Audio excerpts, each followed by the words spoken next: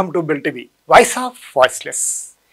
MLC ఎన్నికల్లో ఇద్దరు యువకులు వినూత్నమైనటువంటి ప్రచారంతో ఆకట్టుకుంటున్నారు.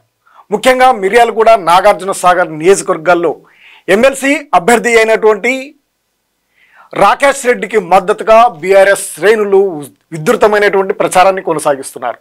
సాధారణ ఎన్నికలను తలపించేలా వారు ఇంటింటి ప్రచారాన్ని నిర్వహిస్తూ ఉన్నారు. ముఖ్యంగా నాగార్జున సాగర్, ఇటు మిర్యాలగూడ బీఆర్ఎస్ ఎమ్మెల్సీ ఇన్ఛార్జ్ అయినటువంటి రాజీవ్ సాగర్, అదేవిధంగా బీఆర్ఎస్ యువ నాయకుడు అయినటువంటి సిద్ధార్థ ప్రత్యేకమైనటువంటి ఆకర్షణను ప్రదర్శిస్తూ ఉన్నారు. వినూతనమైనటువంటి ప్రచార శైలితో ముందుకు కదులుతూ ఉన్నారు.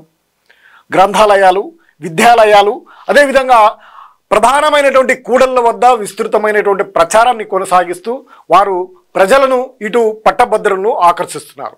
ప్రధానంగా విద్యావంతుడైనటువంటి రాకేష్ రెడ్డిని ఎందుకు గెలిపించాలి, ఈ ఎమ్మెల్సీ ఎన్నికలు ఎందుకు పెట్టవలసి వచ్చింది, ఈ ఎన్నికల్లో రాకేష్ రెడ్డికే ఎందుకు ఓటు వేయాలనే వినూత్నమైనటువంటి ప్రచారంతో వారు తమదైన శైలిలో ముందుకు కదులుతున్నారు. ప్రధానంగా రాజీవ్ సాగర్ విస్తృతమైనటువంటి ప్రచారాన్ని కొనసాగిస్తున్నారు. మిర్యాలగూడ, ఇటు నాగార్జున సాగర్ నియోజకవర్గాల్లో ఆయన పర్యటన విస్తృతంగా కొనసాగుతుంది. ముఖ్యంగా ఎక్కువగా ఓటర్లు కలిగినటువంటి మిర్యాలగూడ పట్టణంలో వారి యొక్క ప్రచార శైలి అందరినీ ఆకర్షిస్తుంది. విద్యావంతులను, ఇటు ప్రజలను కూడా ఆలోచింపజేసే విధంగా ఆయన ప్రచారం కొనసాగుతుంది. గత అసెంబ్లీ ఎన్నికల్లో ఓటమి చెందినటువంటి బీఆర్ఎస్ పార్టీకి నిర్మాణాత్మక పాత్రను పోషించే దిశలో సిద్ధార్థ క్రియాశీలక పాత్ర పోషిస్తుంటే, ఇక రాజీవ్ సాగర్ యొక్క ప్రచారం ఎమ్మెల్సీ ఎన్నికల్లో ఆకట్టుకుంటుంది అని చెప్పొచ్చు.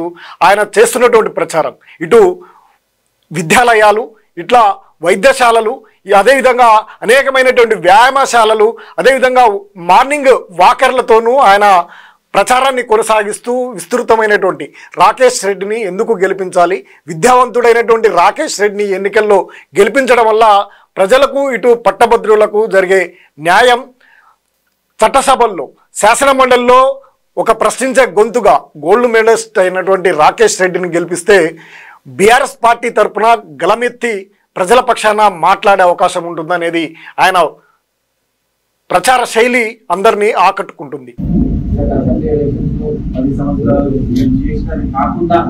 ఇంకా ఏదో చేస్తారని ప్రభుత్వానికి ఈ పట్టం కట్టిన తర్వాత ఈ 5 నెలల పరిస్థితులు చూసుకోవచ్చు. ఇలా మాట్లాడుతుంది లేకపోతే మీకు ఏ ఊరు పోతున్నావు, ఆ ఊరు చెరువు నిండుతా ఉండే ఉండదాకా ఇలా చెరువు దిగిపోతుంటే విజయనగర ప్రాంతం కూడా చెరువులో ఉన్నటువంటి మట్టి కూడా ఒక బిజినెస్ అయిపోయింది. విజయనగరంలో అట్లాంటి పరిస్థితి ఏర్పడ్డది. మీరు ఒక్కసారి ఆలోచించాలి. విద్యావంతులు ఇటు కార్యకర్తలను, నాయకులను సమాయత్తం చేస్తూ పట్టభద్రులను ఆకర్షిస్తూ ఉన్నారు. ముఖ్యంగా మిర్యాలగూడ పట్టణంలో దాదాపు 14,000 పైచలకు ఓట్లున్నటువంటి మిర్యాలగూడ పట్టణంలో ప్రత్యేకమైనటువంటి దృష్టిని సారించి వారి యొక్క గృహాలకు కూడా వెళ్ళి వారిని చైతన్యపరుస్తున్నారు. 14,000లో సుమారు 10 నుంచి 12,000 ఓట్లను బీఆర్ఎస్ అభ్యర్థి అయినటువంటి రాకేష్ రెడ్డికి వచ్చే విధంగా వ్యూహాత్మకమైనటువంటి ప్రణాళికతో ముందుకు కదులుతూ అందరినీ ఆకర్షిస్తున్నారు. ఇటు అన్ని ప్రాంతాలలో ఆయన చేస్తున్నటువంటి ప్రచారం యువతను, ఇటు విద్యావంతులను, పట్టభద్రులను ఆలోచింపజేస్తుంది. రాకేష్ రెడ్డికి ఓటు వేయాలనే కోణంలో ఆయన చేస్తున్నటువంటి ప్రచారం ఆలోచింపదగా ఉందనే రాజకీయ విశ్లేషణ కూడా జరుగుతుంది. అటువంటి పరిస్థితుల్లో రాజీవ్ సాగర్కు, ఇటు నల్లబోతు సిద్ధార్థ ప్రచార శైలికి అందరూ కూడా ఆకట్టుకుంటున్నారు, ఆలోచింపజేస్తూ ఉన్నారు. రాకేష్ రెడ్డికి మిర్యాలగూడ పట్టణంలో భారీ ఓట్లు వచ్చే అవకాశాలు కూడా ఉన్నాయనే అభిప్రాయం కూడా వ్యక్తమవుతుంది. మరి వారి ప్రచార శైలిలో సాగుతున్నటువంటి వారి మాటల్లో ఒకసారి విన్నాం. కాబట్టి మీరందరూ కూడా, మీరంతా విద్యావంతులు, మీరు ఎమ్మెల్సీ ఎలక్షన్ చాలాసార్లు ఓటేసింటారు.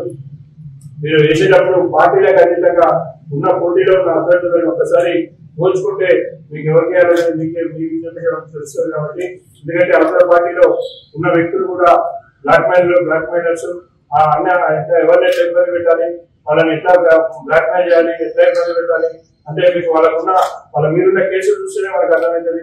ఆ క్యాండిడేట్ మీద 56 కేసులు కూడా ఉన్నాయి.